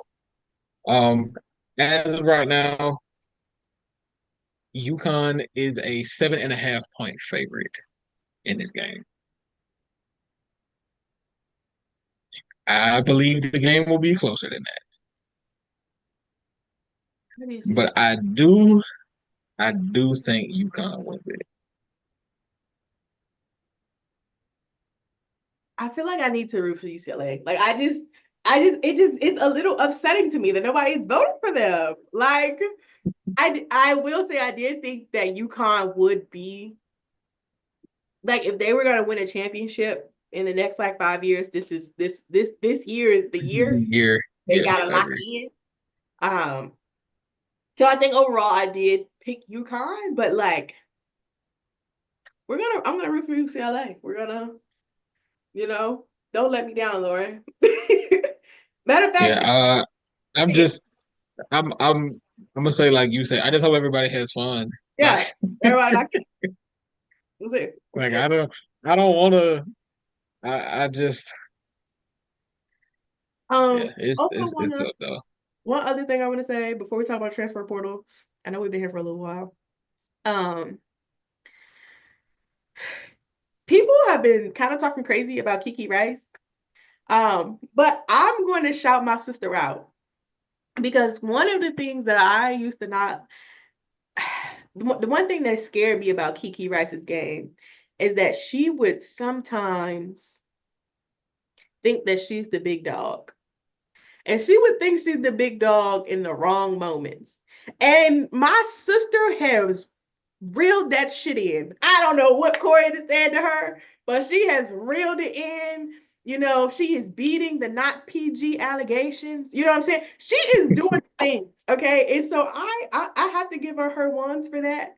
Um, she's another one just like doing what the team needs her to do. You know, like maybe this is my time. Like thinking about taking good shots, defending, not giving up things like she's been she's been playing really well, and I know it's not necessarily showing up on a stat sheet. She's not putting up 20 and all of that, but like she's been doing a really good job, and so I have to, excuse me, I have to give her a shout out for that. Yeah. Um. Okay. Anything else? I think that's I it's gonna sound crazy because it's a number one seed, but I want chaos, and I would like UCLA to win. And it's kind of crazy that the UCLA that a number one seed is not favored, especially when they were like supposed to be the best number one seed. But yeah, uh, that I need chaos, and I think that'd be the funniest way for this to go. Also, just check. South Carolina is a 5 point favorite over Texas. And you know what? This is why four letters is nasty. Every time South Carolina has beat Texas, it's been by 10 plus points. See, but now, see, that's the thing though, because they want you. They. So I think the betting market is based on what people are betting, because I feel like them lines might shift again before the game start tomorrow. It definitely will. It absolutely will. Like, Yeah. so it's like I feel like if too many people start betting for South Carolina to cover the spread, it's gonna go up. I'm gonna be like, oh, South Carolina's a 9 point favorite now. Yeah, it's absolutely they wallet. Um, it is definitely gonna change. This is why I don't bet because they be doing like they be playing Mm-mm. like I can't do it. too many I games. can't do it. I don't trust myself.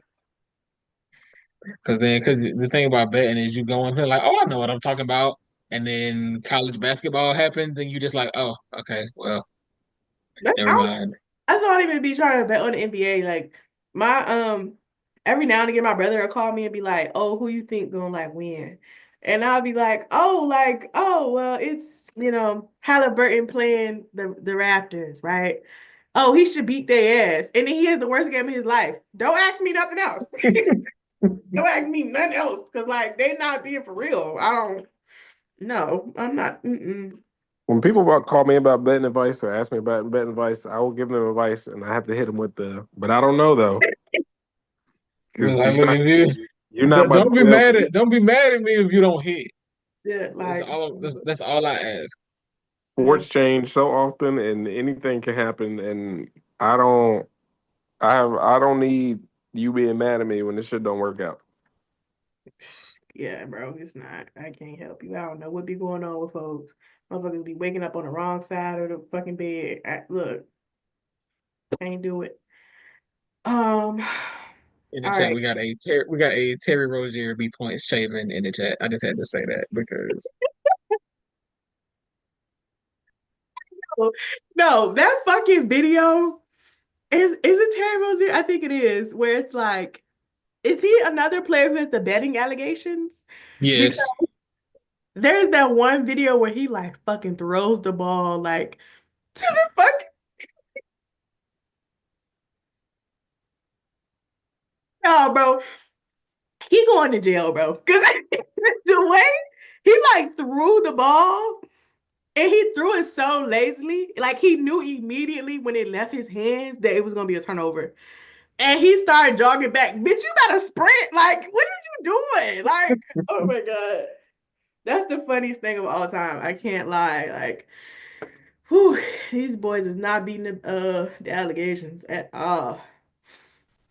If he's being investigated for his stuff on the Heat, I still need him investigated for 2018 Game Seven. He, I actually like.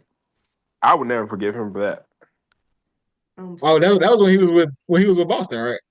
bro. This nigga slowed down to dunk on LeBron on a fast break. I would literally never forgive him. LeBron sent that shit to the fucking sky. Like this nigga could have had an easy ass bucket, and he slowed down to dunk on LeBron James. And LeBron James said, absolutely not. That shit pissed me. And I'm pretty sure he was like 5 for like 17 or something. It was nasty. Oh, these men are going to jail, bro. Like, and honestly, just a side NBA rant. The NBA is such an unserious ass organization. From the betting allegations to fucking the job with the investigator for the like finger gun thing.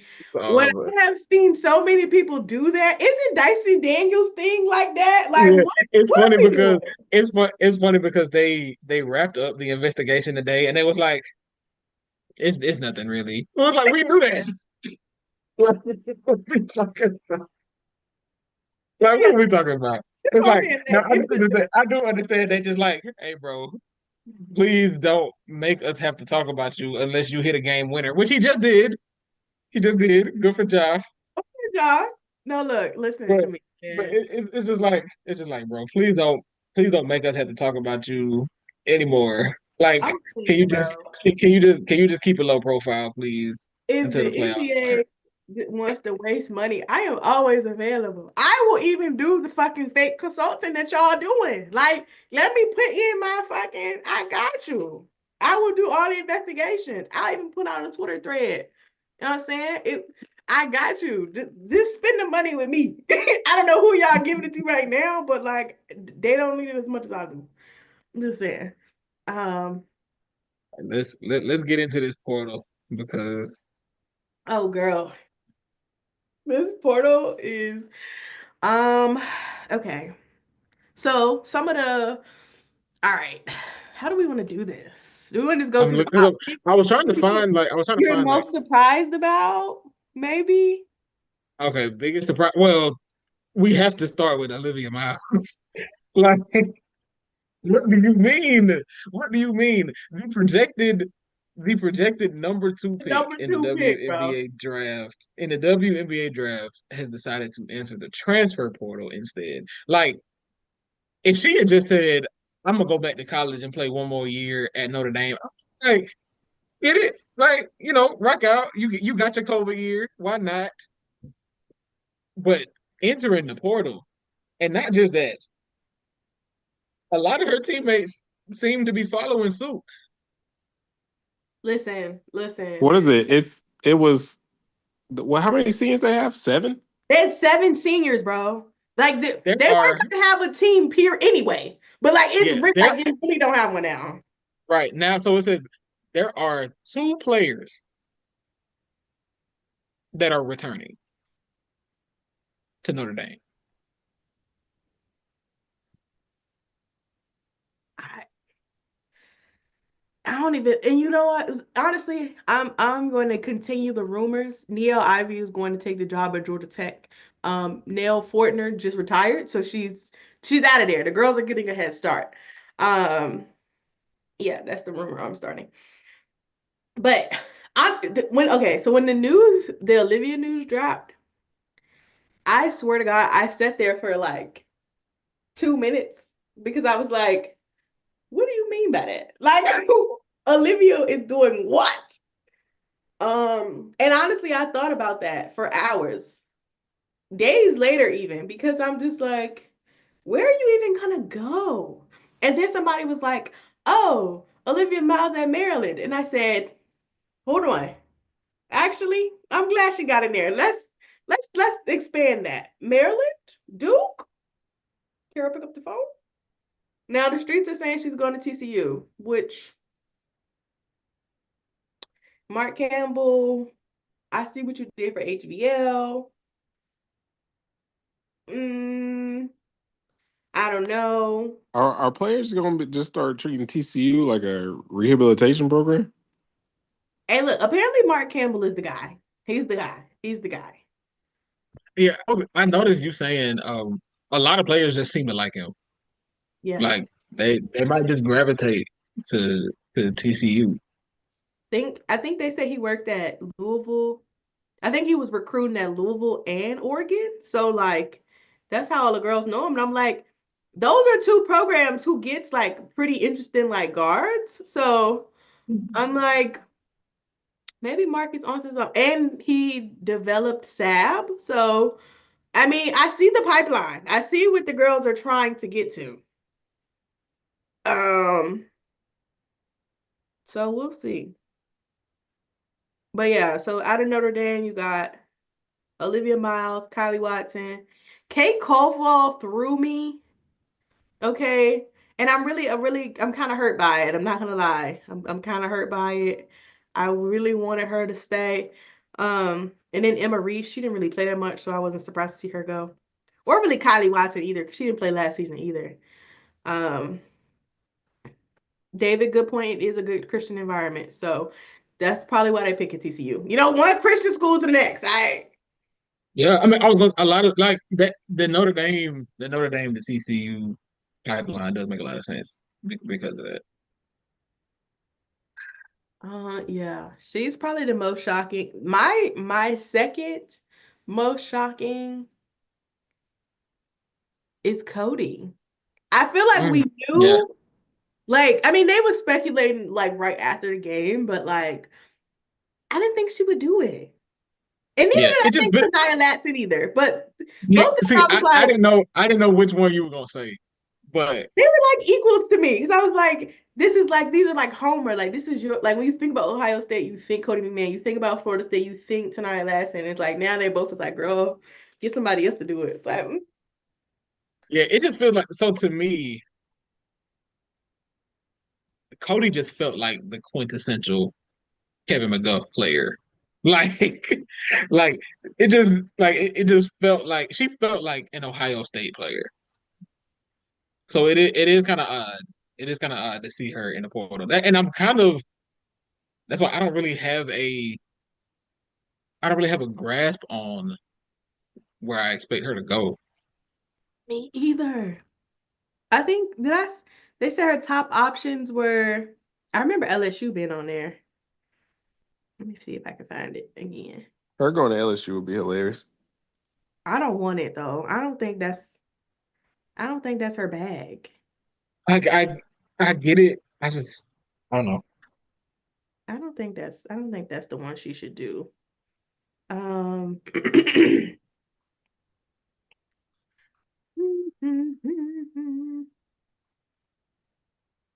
she have Kentucky on her list? There was some I'm saying random there. Damn, when did she get in the portal?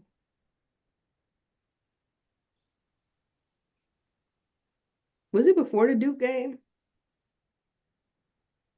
before. Let me see. Oh, here we go. Yeah, yeah, I think it was. Oh, here we go. Here we go. Here we go. It was funny because Cody entered and then tennis and then tonight entered.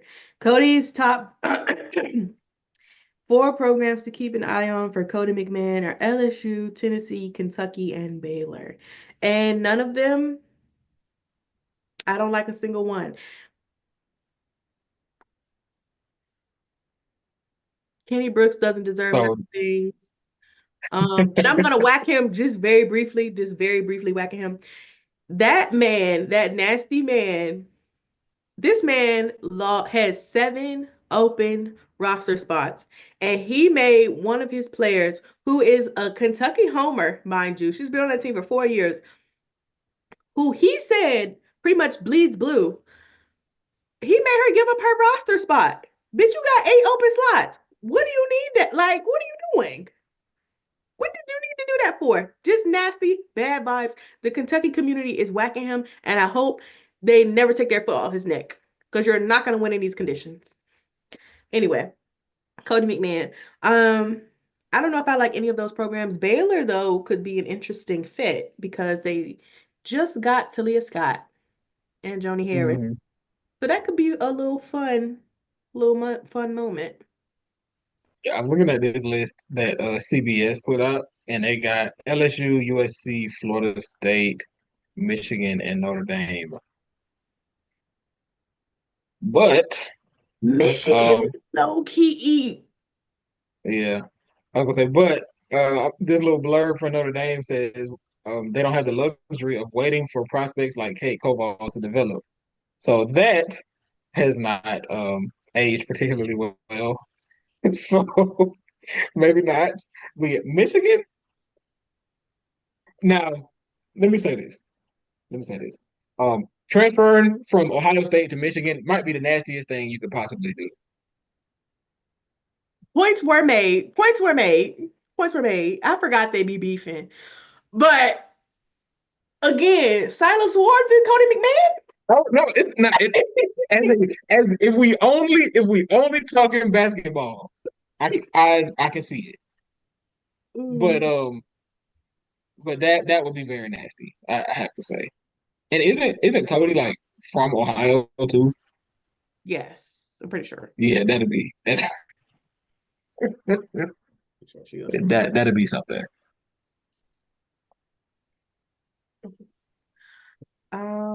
Tanaya Latson, I will be a homer. I'm not a homer, but I'll be a South Carolina truther and agree with the fams. Yes, let's go head over there, sister. Listen, Let's lock in. hmm Let's go ahead over there to South Carolina. Let Dawn get you right. it's an that's nasty. That's nasty. That a yeah Yeah, yeah. that Um, they have to be the leader in the. They have to be in the chat. Cobalt and Latson, please come to South Carolina. that's a little greedy. I ain't gonna lie. Both of them greedy. Both of them is greedy. But if both of them want to come, look. Tonight, Latson at South Carolina would be nasty. I need it. I need it so bad. Wow, I need it so bad. Yeah, I need it. Um, USC has a few names in the portal now. UNC. USC. Oh, yeah, Kaylee Avery, Aaliyah Gales, and Dominique Darius. I think. Cody's birthday is the day before mine. Did not know that.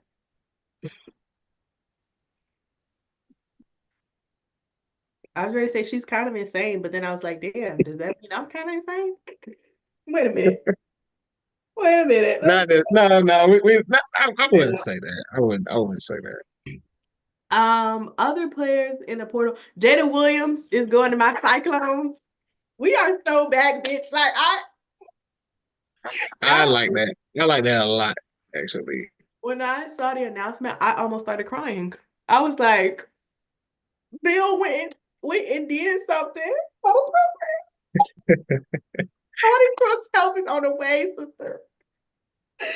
We are so fucking back, bitch.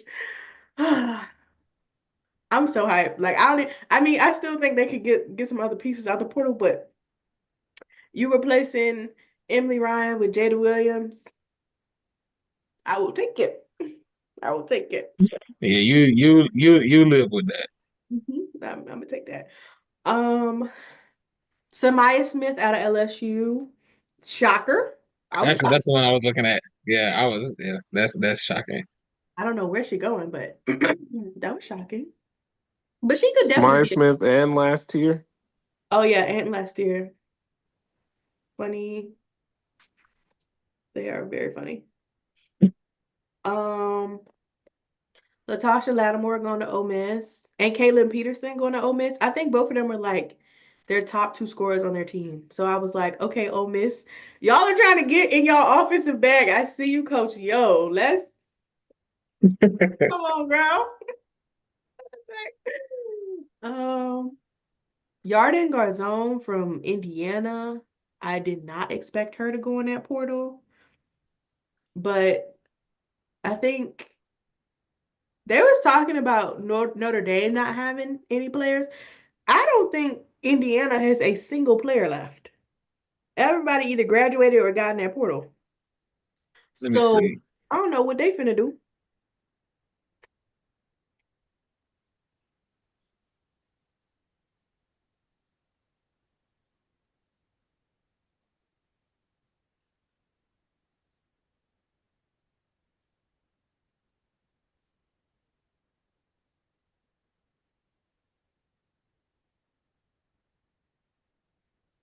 Oh, they did the girl that transferred from Alabama.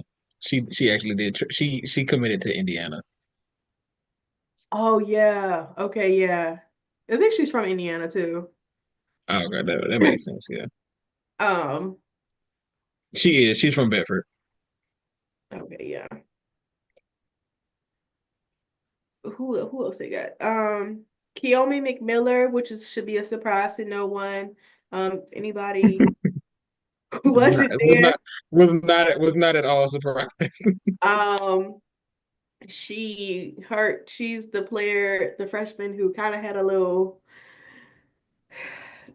freshman moment with her coach. Um, she's a great scorer, but the personality leaves some things to desired. Who else on here? So, um, got a question that says for the USC girls, I thought that they would get more playing time with Juju out, and USC seems like a good school for NIL. Do you think they're getting offered more elsewhere, or is it a coaching thing? See, this is my thing, and a lot of people are. Great question, by the way. Um, a lot of people are say blaming Lindsay for them leaving, and I don't obviously I don't know them. I don't know what they got going on, but in my opinion, USC hasn't gotten anybody out the portal yet.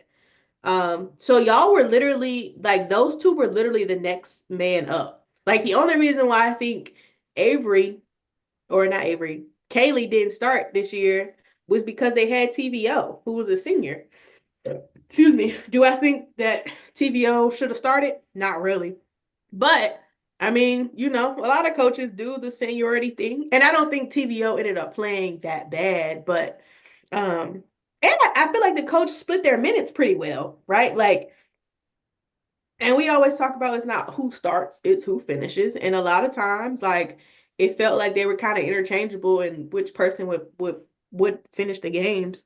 Um, so I'm not really sure what they're looking for. I don't know if it's just more playing time. I don't know if they feel like they want to be stars or whatever, because I feel like they were really good compliments to Juju. Um,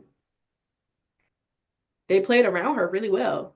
And so I'm just gonna assume they want a bigger role, which I think if they go to another program, they can get one, but I don't know how much bigger things are gonna get for them, especially if they don't go to another, especially if they go to another P5 program. Like I don't know if I see either one of them being like a superstar player. So I don't know. And again, like the point of Juju being out next season, like this really will be your time to shine, sisters. So I don't know. Maybe something's happening there that, but neither one of them are from California either. So I think one of them is from Jersey and the other one is from Idaho. So maybe they want to move closer to their families. I don't know. But I was kind of shocked to see them get out of there. Yeah, I wonder. I don't think it's a coaching thing either. I mean, like you said, I don't know them, but it's probably like compounded with the Juju injury plus your seniors are leaving. So it's like the program probably looks there's probably not as much continuity going into next year as you would have hoped for. Hmm. Maybe that could play a factor. Yeah. Um, some like sleeper picks in the portal right now.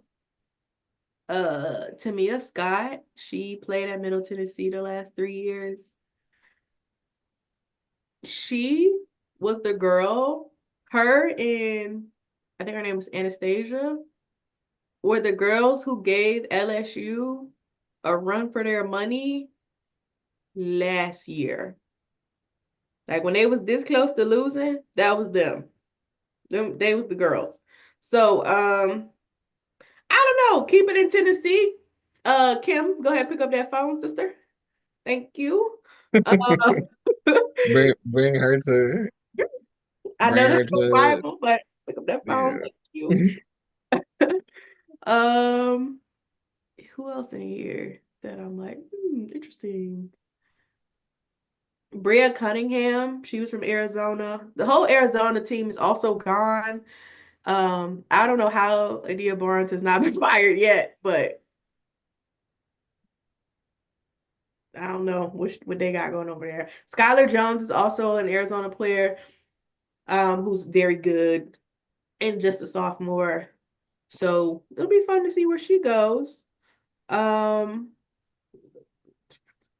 where I talked about Jada Williams.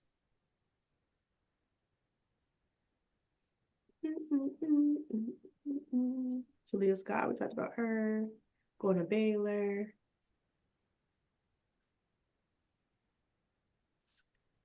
That's that little shooting guard from China who was at Auburn. She got like 50 million offers. I swear to God, every school in the country, it's called that lady phone. The graphic she posted today, I was cracking up. Um, Another question. Don Staley said in a she talked in a press conference about revenue sharing helping with the competitiveness of NIL. Do you know anything about that? Um, I yeah. don't know much about that, honestly. I do think I can see how somebody would say that levels the playing field a bit that way because it's like, if there's revenue sharing, then it kind of it gives more schools the opportunity to spend. Mm-hmm. So it feels like that could help, smaller programs be able to bring in, bigger name recruits. But on the other hand, the big name schools, the blue chip schools or whatever you want to call them, they still gonna get like their rosters are gonna be the best of the best, regardless. But it does level the playing field a little bit. I still think the NIL system kind of needs to be revamped a little bit, but hopefully, hopefully one day we can get there. Um, I think it's so, but like in general, basically the schools, so the conferences get money every time a team wins a game. So like I think this year it's like 110,000 per win.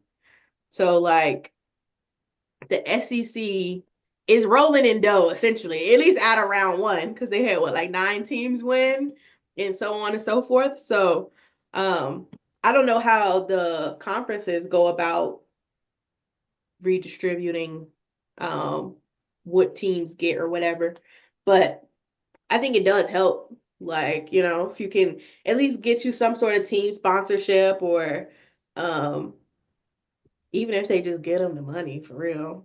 I don't Again, I don't know how each program or each school does it, but you don't turn down, if you don't turn down, it's not free money, but it's free money because you got to do shit for it, but you don't turn down free money. So, and I'm sure like somebody like Columbia will like definitely benefit from that, right? Because like you're a school that don't get looked at often. People don't think of you as a basketball program. So it'll be nice for them to be able to take something home, other than just a win. But yeah, those are all my portal picks or people that I've been kind of surprised by. I feel like there are so many people in there. I think we're at 1,200 now. Um, so it's so much to keep up with.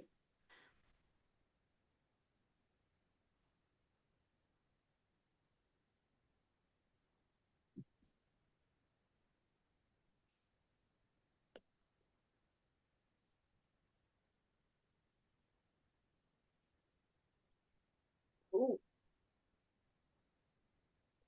All right. Anything else, boys? No, that's it for me. Hearts and minds are clear over here. Hearts and minds are clear over here as well.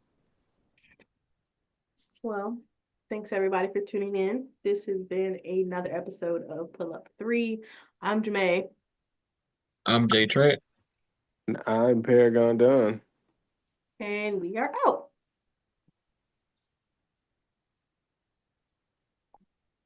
It's over.